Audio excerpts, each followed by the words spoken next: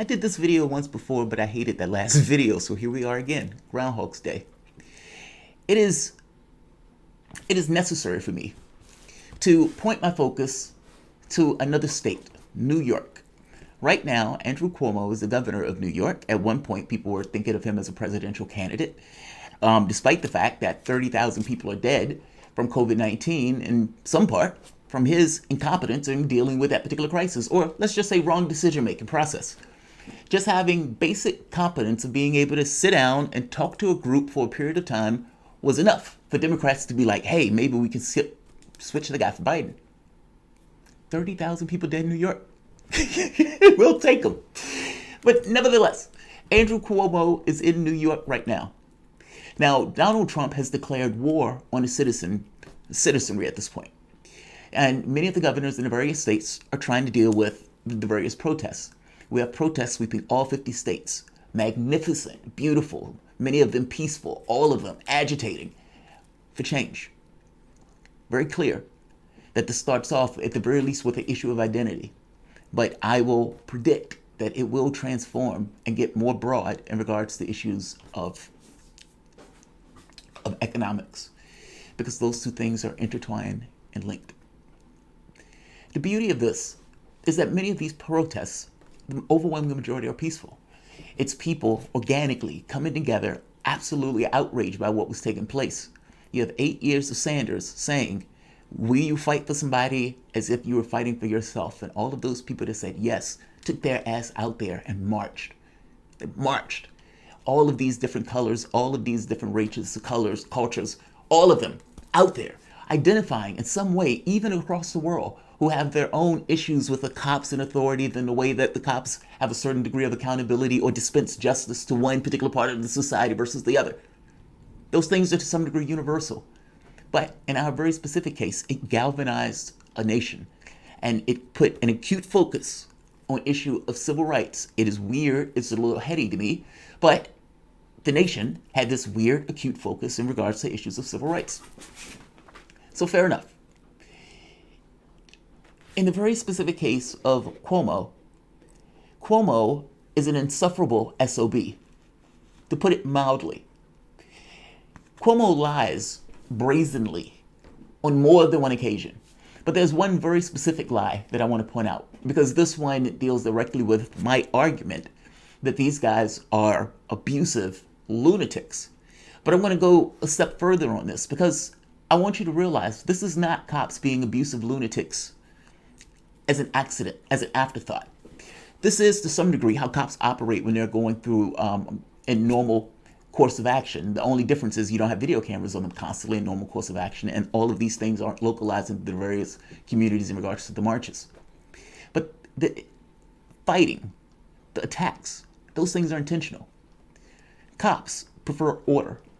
What that means is they don't like this level of protests, regardless of what they say. They don't like the level of protests. They don't like the people out there. The governors don't like the people out there. The mayors don't like the people out there, unless you have an activist government that wants to get something accomplished, and it uses those people as leverage in order to get what they want to accomplish. You don't have an activist government, not locally, not federally. So these people are trying to create something that doesn't necessarily have a connection yet in regards to the political space. But again, the fact that the focus has changed to this degree and ended up with the public actually agreeing, I was hardened by that, with the people who are out there protesting. I'm going to be one of them tomorrow. I guess I'm making the very basic point that the way that this has changed is strange. And you have a lot of stuff that is going on at once. 100,000 people dead. You have a disproportionate number of African Americans that were being killed from the COVID-19 thing, or for that matter, the job recovery or the job losses. You have a lot of those things that are going on at once. 40 million people out of a job, evictions that are going to be going through the roof in the middle of civil unrest. That's a recipe for something amazing to take place, or something horrible. Like I said, I think we teeter on the edge, but there are potentials. There are indeed potentials. In the case of the man who didn't want to go for the presidency and probably couldn't have gotten in if he wanted to, Andrew Cuomo has lied brazenly about something. Now, I'm going to explain to you why I believe he is acting this way. And it makes all the sense in the world if you're thinking of it from the standpoint of we don't like these protests. And understand, issues like COINTELPRO, these guys would put agents into these groups in order to get information or to plant things in order to try to allow them to break up those groups. There are all sorts of things and tactics that intelligence, or for that matter, police, try to do in order to break up these type of organizations. They don't like those groups. It is vital that those groups stay tight and keep a certain level of a cohesion to be on the lookout for the spooks. This is Andrew Cuomo. Listen to what he says here. At least I thought this was Andrew Cuomo. All right, this is Cuomo.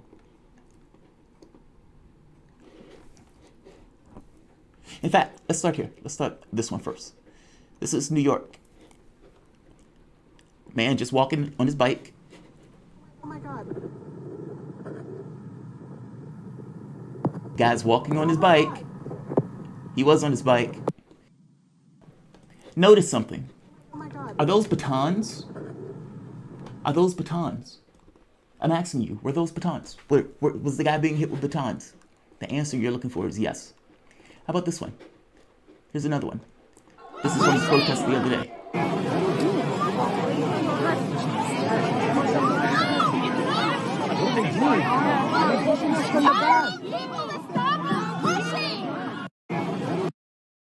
Now, I hope you noticed something.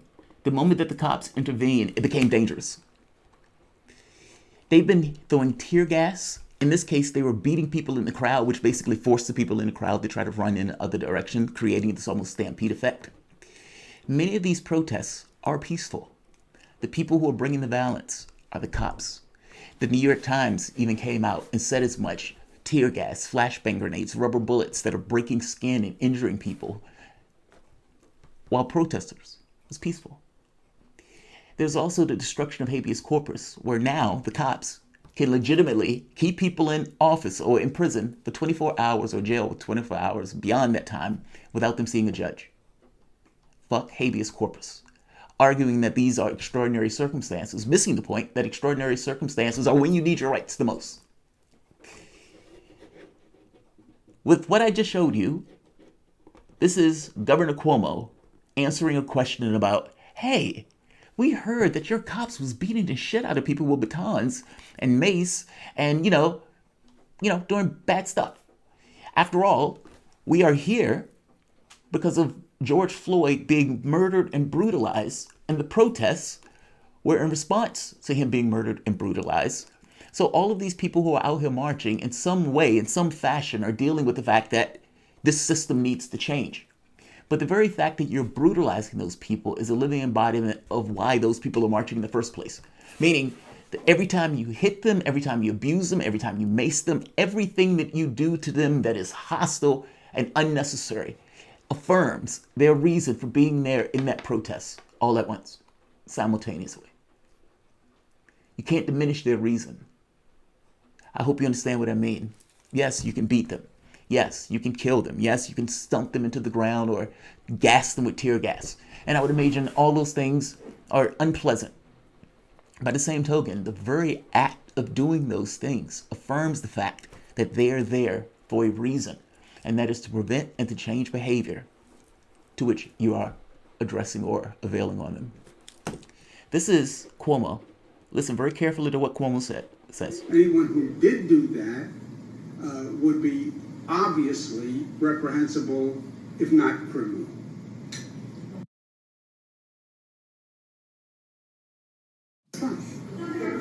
Last night we all saw videos of New York City police officers who were bludgeoning peaceful protesters in New York City with batons as they were enforcing the curfew. And these weren't people who were resisting or putting up any fight.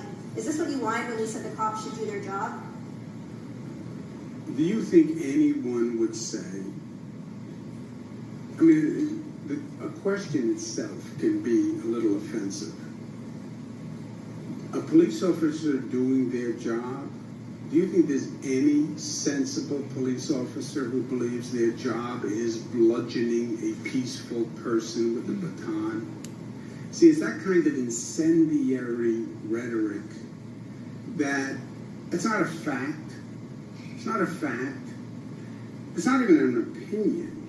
That is a hyper-partisan rhetorical attack. Hey, Andrew Cuomo, we heard and saw evidence, pictures, moving photos of cops with batons and gear beating the living shit out of protesters. There were situations where they would take a knee and then 40 minutes later spraying them with mace or hitting them with a baton or gassing them with tear gas. And this happened over and over and over again in your state of New York. Do you have anything to say about those cops behaving in that way? That's not a fact. That's not even an opinion. That is a hyperbole. What the fuck are you talking about? What the fuck are you talking about? You're lying. You're lying. This is not a situation where we have to take your word for it. You are lying, and you're lying just as bad as those cops that are out there that are abusing those people and then making something up. Oh, he tripped and fell. Missing the fact that we shoved him down to the ground in a way that it was unnecessary, and that man nearly died. You heard what he said. I showed you the 2 videos in the beginning. But to make this, to show how over the top and ludicrous what he just said was, Cuomo has been busted for lying once before, making this arrogant, hubris-filled statement that basically the people who died, there was nobody that he could have saved in regards to the COVID-19 crisis. He did everything that he could as a governor, which was outright not true. I mean, basically, his inaction, as opposed to, let's say, somewhere like San Francisco, caused the death of thousands. And yet, arrogantly, I didn't do anything wrong. I was good. I was good. Couldn't save anybody that I didn't save. I sleep well at night. I bet you do. I bet you do. You must have a profound ability to lie to yourself. I want to go through some of these clips really fast. And these are from New York City, the place where he's saying it is hyperbolic to even ask the question on whether officers are beating the shit out of people. Oh my God.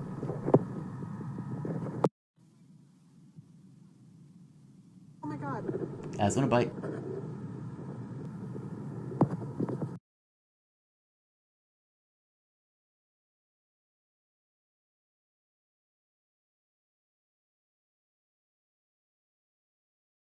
Fuck is anybody gonna get home so they can't have bikes? How the fuck is anybody gonna get home? If we can't have bikes, how do we get home? But you closed everything down! How the fuck are we supposed to go anywhere? What are you doing? Just so we're clear, the cops are stealing their bikes. Police are stealing their bikes and told them, just go figure this shit out, figure it out. At one point, they were stabbing tires, breaking windows with batons. What justification do you have to literally take somebody's property, steal it, and walk away with that property? And to do it so brazenly where you are on a camera doing so. If you're going to lock the person up for curfew, okay, be a dick about it and lock the person up for curfew. But this is just over the top when you're going to actually steal their property. Are you fucking kidding me? New York. Cuomo spot. Let's keep going. I don't want to spend too much time bitching about it, but because it's horrendously bad. Listen to this guy. Just saw a woman get her head bashed in because she tried to walk away from an officer and she didn't walk away fast enough. I saw a man exercise his constitutional right and say 2 words and about 30 officers jumped on him. That's what I just saw. You guys ain't even from here. You can't relate to our plight. You can't relate to our problems. You're not even from this neighborhood. Now, again, he's given his own experience of what he's saying took place. Here we go. Let's keep going.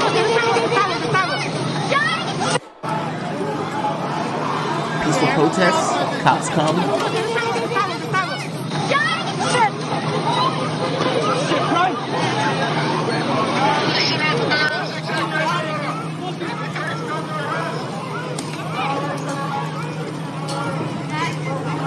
And yes, they're hitting people with batons, if you were wondering.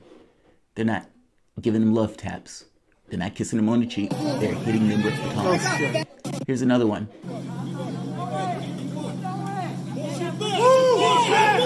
He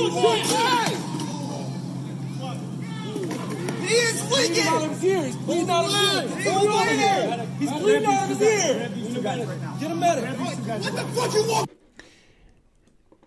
What's notable after this, they immediately suspended 2 officers, internal review. On suspending the 2 officers, this man was put into the hospital, stable but in serious condition. 57 officers resigned from the special unit that deals with this level of crowd control. They resigned in protest. Now, they still kept their cop duties, meaning they still stayed on the job. They just resigned from that particular function of whatever they were doing in this particular unit. Protest. They're angry. 2 cops violently pushed down a man in a way that they didn't have to push down the man. He was flanked with other cops. Nobody was around him. Knocked the guy down to the ground. The guy starts bleeding. All of them all kind of go around. But the point is, that never had to happen. This is kind of the point, right, that we are trying to make. How you engage the public needs to fundamentally change. This gets visited all across the United States. And there are some of us, of some demographics, to which you dispense justice in different ways. And that's somewhat problematic to us. The entire point of this, I would argue, is the intersection of race and class. This may get more emphasis on the standpoint of race right now because of the person who was killed and the demographics of the person who was killed.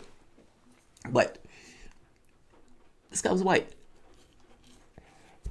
More white people are killed by cops than blacks.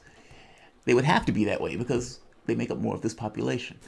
I'm just making the point that it's a broader issue about criminal justice and about police and about how police are trained and how they engage our civilian population.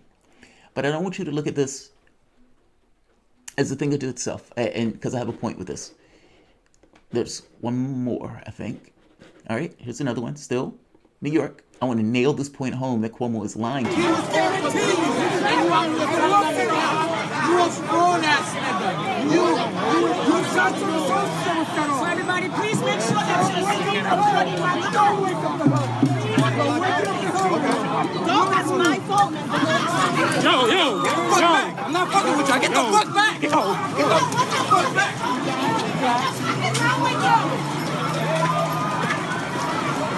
Did you hear what she said? She said, "What the fuck is wrong with you?" Why do you think she said that? Why do you think she uttered that? She uttered that because people were standing there, everybody was peaceful, and on a whim, maximum justice. They flipped into maximum justice mode and flipped out, in which case everybody runs and freaks out. This keeps happening in one place after the next. People would be there, it would be peaceful, they would be having some kind of beautiful moment, and all of a sudden the cops flip the fuck out. Now, batons, strong arms, goons, grabbing people, and yes, hitting them with whatever they can get their hands on. Here's another one, New York.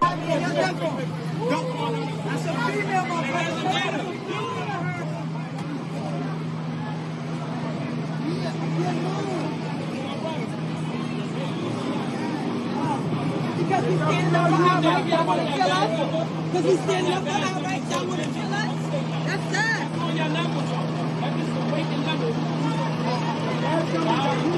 Y'all the enemy. Y'all the biggest gang. Y'all the biggest gang. That's sad. That's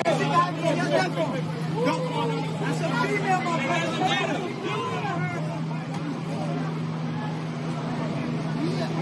They're basically dragging people away at this point. Dragging people away.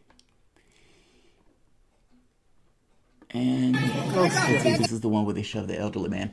You know, after they shoved the elderly man, they basically put out a report saying he tripped. There was a protest.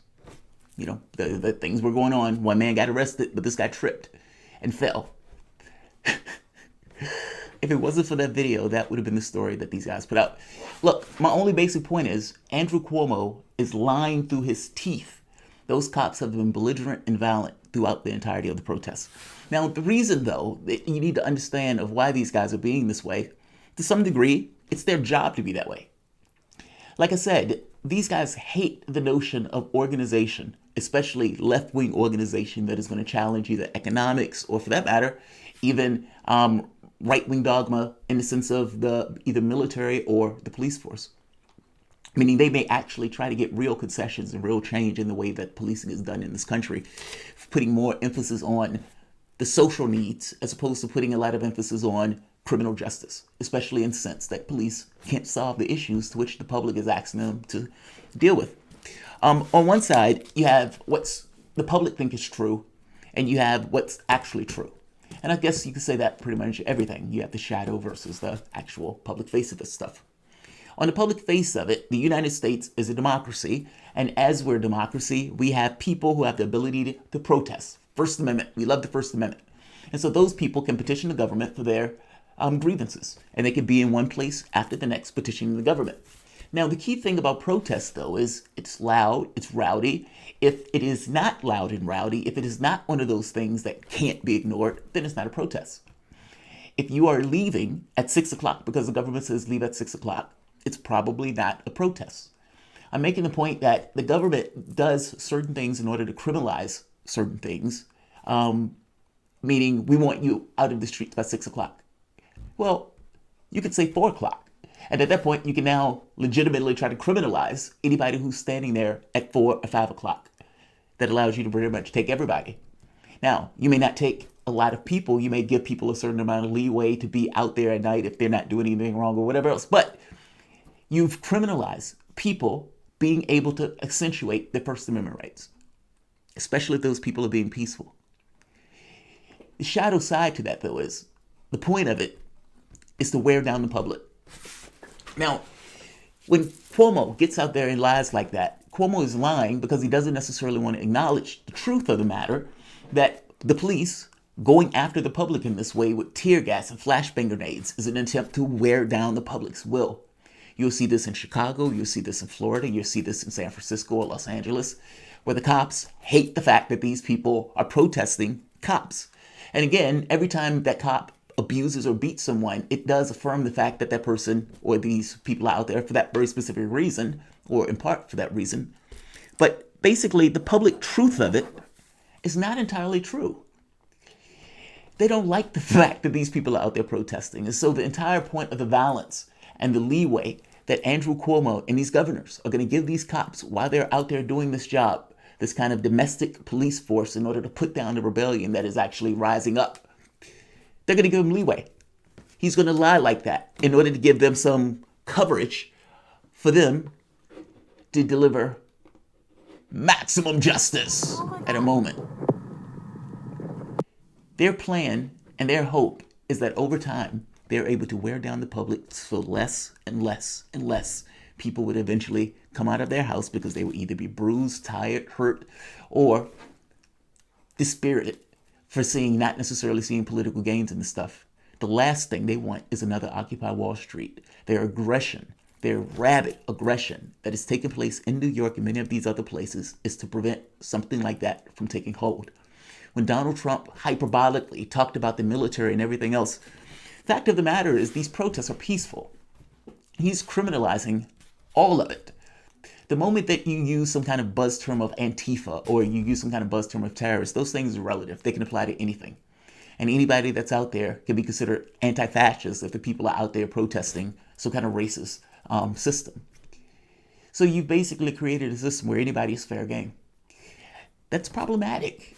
That's like talking about sleepwalking into fascism. This was kind of one of my biggest concerns with the way that we use our words when we're talking about other countries, because those things can easily apply to us. Terrorist, freedom fighter. Which one is it? Depends on who it is. Is which one more right than the other? Nope. Both of them are true simultaneously. Depends on what they're trying to accomplish. Right and wrong in the context of Game of Thrones don't entirely apply. The only thing that applies is action and consequence and whether or not you win or lose. Yes, there's a rule set, but the rule set is created by our system. And you may have your own ideological rule sets. For example, I try to be fair and honest when I do this show, even though I'm giving you my honest opinion in regards to how I go about it. I may be putting on my spin to it, but of course I'm putting my spin to it because I'm the person.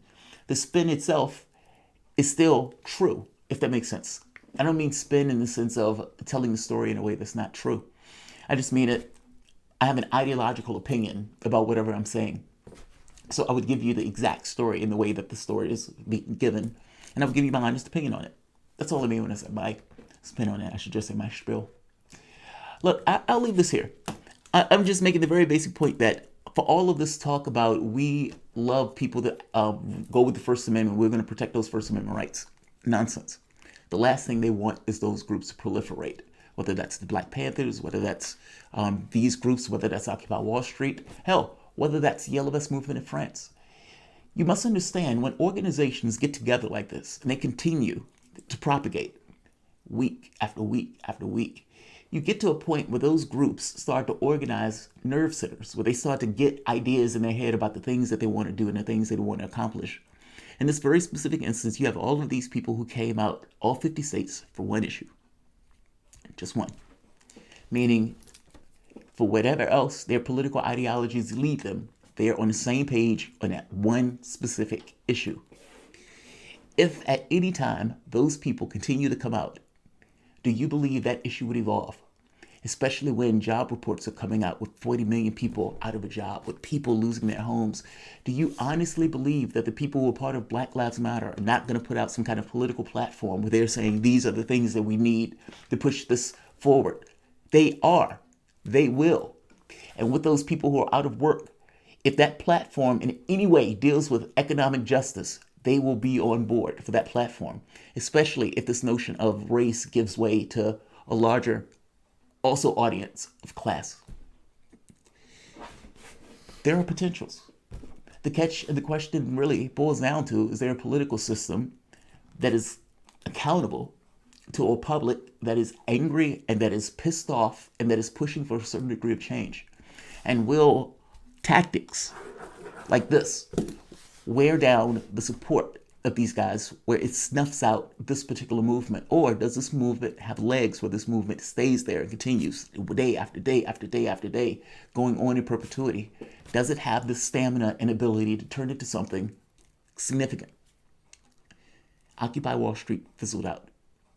They're doing their best to deter these people from protesting. And understand, these are innocent people in many respects. I mean, you've had people who, one guy was walking home and they battered and brutalized the guy. He had blood on his lapel. In fact, they didn't even care if the people were press. Meaning, press was also a fair game in these attacks. It's hard to get across how wild this is in the way that the violence that's being visited on these guys, but it is true. It really is. I will end this here. Like, share, and subscribe. I was looking for one very specific piece of data that I had. Yeah, I'm going to the one tomorrow. We were covering the ones here in Washington, D.C., and the ones here are wild. I mean, they haven't necessarily taken on the military in many of the other states, but they definitely took it on here in Washington, D.C.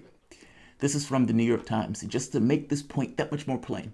In several days, New York Times journalists embedded in protests have reported that the police officers have charged at demonstrators with seemingly little provocation, shoved them on the sidewalk, struck them with batons, and used other aggressive tactics. New York Times. They were there. They were watching. And yet, you have Cuomo saying that. But again, my contention is that Cuomo is saying that because Cuomo is giving those cops wide latitude to be able to dispense justice to wear down that crowd to try to deter them from continuing to come out. That's what I think. Why wouldn't they do that? If you are the governor, if you're the mayor, and you're having those talks in the kind of back rooms and you're trying to figure out what you're going to do in order to regain order, what are you going to do to regain order?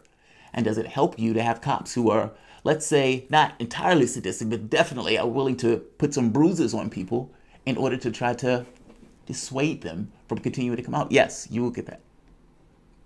You will get that. I think it's rational action. Yeah, I think it's rational action, especially if you're in a position of authority and your objective is regain order. Because understand, if you have this group that starts to actually take on a certain dimension, a certain character, whether it's a party or whether it's a platform or whether it's this is what we want, and they start basically doing what I say and standing under this banner of you get our support, if you take it or leave it. But going beyond just this notion of withholding or holding support, I'm talking about putting full press on the political system and saying this is what we want, and get the entire fucking America or a large section of that country to go along with you. Again, the problem is always, is there an attentive political space that would be attentive to that? You had FDR at that one point when the public was willing to push FDR into this. And right now you have something similar that may be budding and may be creating, but now you have the governors who are doing everything that they could in their power to stop this uprising from taking place. Don't let them do it. Like, share, subscribe.